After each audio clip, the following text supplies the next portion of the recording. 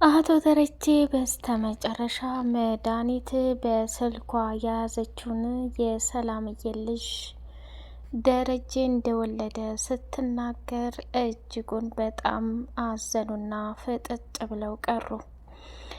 አቢጌል ደረጀም እንግዲህ በፍጹም ይሄንን ክትትል መከታተል አልፈልግም፣ እንደውም እማዬን ታንዳይሉ ሁለት ቅጣት ስለቀጣት የእጁን ማግኘት አለበት ብላ ቀወጠች። መድኃኒት እንግዲህ ፖሊስ ካለችበት ቦታ ላይ አንጠልጥሎ አምጥቷት ነበር።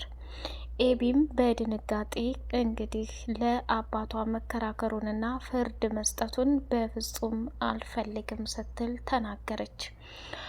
መርማሪ ፖሊሱም አቶ ደረጀ ያደረገውን የዳጣንና የሰላምን ልጅ መወለዱን እንዲሁም ደግሞ በወይዘሮ ማርታ ላይ እየተጫወተባትና እየቀለደባት መሆኑን እጅግ በጣም በሚያሳዝን ሁኔታ ብዙ መረጃዎችንና ፋይሎችን አሳልፋ ስትሰጥ ራሱን መቆጣጠር አቅቶት በድንጋጤ ፍጥጥ አለ። አቶ ደረጀ እስካሁን ድረስ የሰራው ስራ እጅግ በጣም አሳሳቢና ዘግናኝ ስለሆነ እውነታው ስለተጋለጠበትና እውነታው ፍርጥ አድርጋ ስለተናገረች ራሷን መቆጣጠር አቅቷታል። በመጨረሻም ከሚባለው በላይ ዋጋና መስዋዕትነት የከፈልኩለት የመጨረሻ ህይወት ይሄ መሆኑ በጣም አዘኛለሁኝ ብላ አቢጌል አባቷን እንደውም አንተ ወራዳ ነህ፣ ለአንተ ተከራክሬ አንተን ነጻ ማውጣት አልፈልግም አባዬ፣ ይህን ያክል ራስ ወዳድና ረመኔ ሰው በፍጹም አትመስለኝም ነበረ። ስለዚህ ላንተ እጥፍ ድርብ እስራት ያስፈልግሃል ብላ በከባድ ሁኔታ ተናዳለች። ኤብዬ ማለት ነው። ወይዘሮ መድኃኒት ደግሞ እጅግ በጣም በጣም ከሚባለው በላይ ራሷን መቆጣጠር አቃታትና ነጻ በፍጹም ልከራከርልህ ወይንም አንተ የሚገባህ ሰው አይደለም ብላ በጣም ነው እየተናደደችው ማለት ነው። ስለዚህ እጅግ በጣም ነው ያዘነችው። መጨረሻ ላይ ግን አንተ የእጅህን ማግኘት አለብህ፣ አንተ እኮ ወንጀል ነው የሰራኸው። ስለዚህ መቼም ቢሆን መቼም ከምትለው በላይ እማዬን ይሄንን ያክል ውርደት ትሰራታለህ ብዬም አስቤም አላውቅም ነበር። አባዬ እኔ እኮ ዳጣንም የተፈጠረችው በስህተት ነው ብዬ ነበር። ከቶ የዳጣ እናት ሌላ ሆና እንደገና የማዬ ፈተናና የማየ ስቃይ በዛ አይበቃም እንዴ?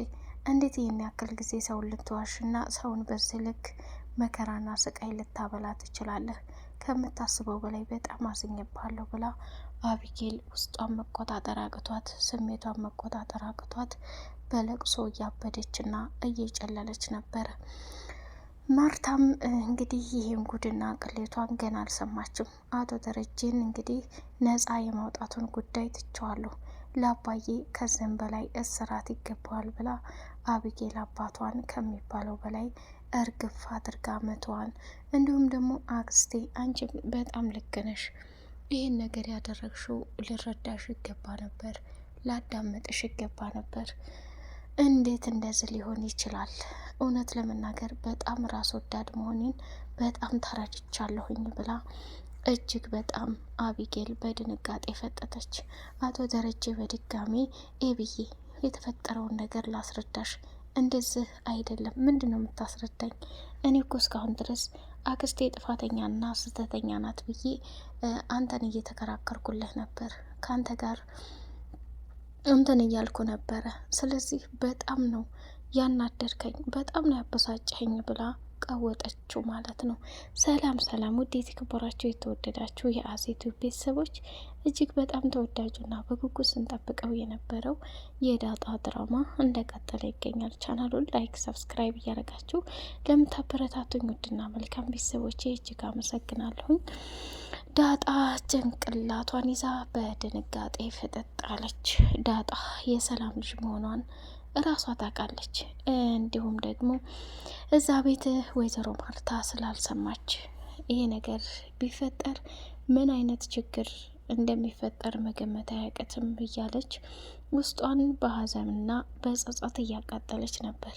ሁሉም ነገር ግን ሲያቅታትና መሸከም ሲያቅታት ከራሷ በላይ ብዙ ነገሮችን መቋቋም ሲያቅታት እርግፍ አድርጋ ትታው ነበረ።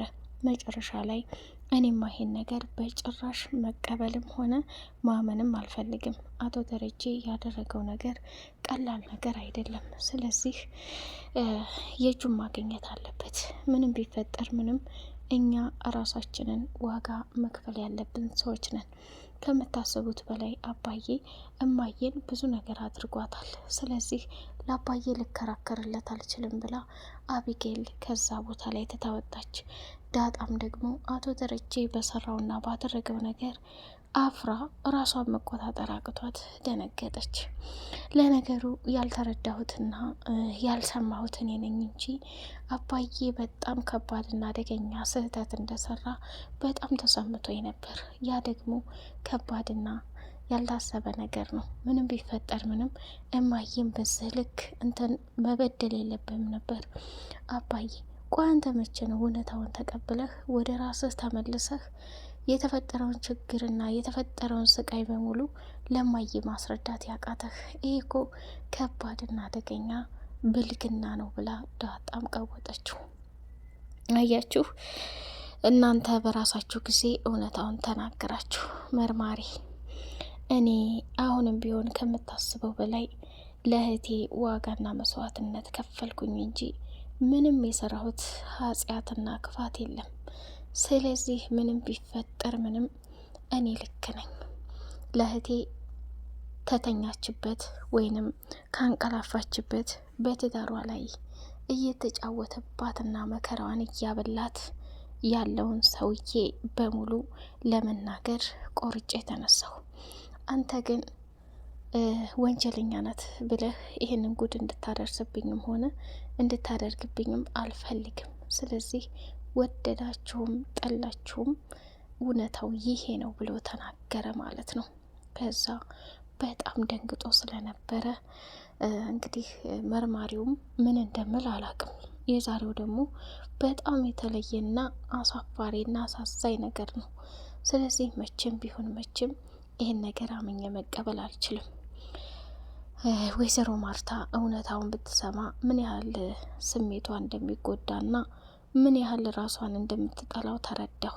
አሁን ላይ ከምትሉትና ከምታስቡት በላይ እያሰብኩና እየተጨነኩ ያለሁት ለወይዘሮ ሜላት ብቻ ነው፣ ለወይዘሮ ማርታ ብቻና ብቻ ነው። እሷ ፍቃደኛ ማን ነው አቶ ደረጀ ፍቃደኛ ካልሆነ የሰው ሚስጥር አሳልፎ መስጠት ምን ያህል ወንጀል እንደሆነ የምታውቁት ይመስለኛል። ስለዚህ ምንም ቢፈጠር ምንም መረጋጋት መቻል አለብን ብሎ ተናገረ። እሷም በጣም አቢጌል ደንግጣ ስለነበር ዛሬማ የተለየ ነገር ነው የተፈጠረብኝ። ምንስ ቢሆን ምንስ እንዴት ነው ይሄ ነገር እየሆነ ያለው? ወይኔ ብሎ አቶ ደረጀም በጣም ነው የተቃጠለው። በልጆቼ ይሄን ያክል የረከሰና የወረደ ማንነትን ተሸክም ያለሁ። ከአሁን በኋላ ማንም አባቴ ብሎ ሊያከብረኝ የሚችል የለም።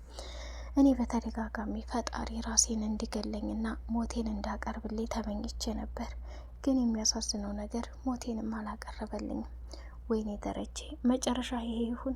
እድሜ ልክህን የገነባኸውን ትዳርና ቤት በቀላል አፍርሼ እንደዚህ ስቃይ ልብላ እያለ በጣም ተናደደ።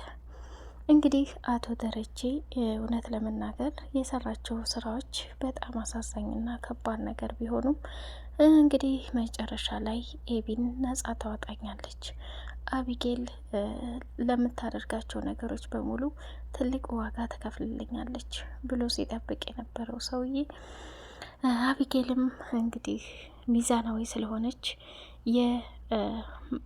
የመድኃኒትን መረጃና ፋይል ፖሊስ አንጠልጥሎ ሲያመጣት እንደዚህ የሆነችበትን ምክንያት ደረጀንና ቤተሰቦቹን ለዚህ ዋጋና መስዋዕትነት ያስከፈለችበትን ጉዳይ ስትናገር ፖሊሱም ከምንም በላይ አምኗትና ተረድቷት ነው ያለፈው ማለት ነው። በጣም የሚገርምና የሚያሳዝን ነገር ነው። በመጨረሻም ከሚባለውና ከሚታሰበው በላይ ዋጋና መስዋዕትነት ሲከፈልለት የነበረው ገራሚው ነገር እንግዲህ ይሄንን ይመስላል። ሌላውና ትልቁ ነገር ደግሞ ወይዘሮ ማርታ እስካሁን ድረስ የተፈጠረና የሆነ ያለውን ነገር በሙሉ በፍጹም እያወቀች አይደለም። የዋህና ጅል መጫወቻው ይበዛበታልና ወይዘሮ ማርታ ካሰበችው በላይ ይሄን ነገር ስትደነግጥና ራሷን መቋቋም ሲያቅታት በቃ የኔ መጨረሻ የሆነ ማለት ነው። ለዚህ ለቤት ባዳና ባይተዋር መሆኔ በጣም ያሳዝናል። እኔ እኮ ለሁሉም ሰው ሚዛናዊ ሰው ነበርኩኝ፣ ግን ሁላቸውም እየተደበቁ ሚስጥር ያወራሉ። ዳጣ ከመጣች ጀምሮ እዚህ ቤት እየተካሄደና እየተሆነ ያለው ነገር ግራ ያጋባል። አሁን ደግሞ ሰላም የወለደችውን ልጅ ተናገሪ ብትባል እምቢ አለች። ሲቀጥል መድኃኒት መጣች።